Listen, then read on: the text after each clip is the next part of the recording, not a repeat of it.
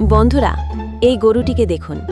এটা খুবই বিশ্বস্ত, কিন্তু তার মালিক তার সাথে একেবারেই ভালো ব্যবহার করে না।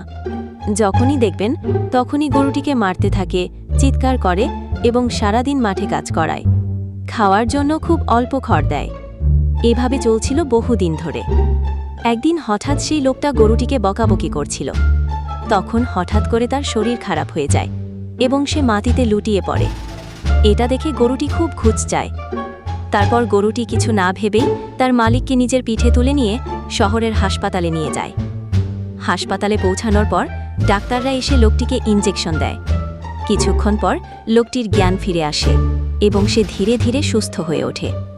তখনই লোকটি বুঝতে পারে সে গরুটির সাথে এতদিন কী অন্যায় ব্যবহার করেছে। তার নিজের ভুলের উপলব্ধি হয়। বন্ধুরা, এমন এক বিশ্বস্ত প্রাণী, এই গরুর জন্য কি আপনারা এখনও একটি লাইক দেননি?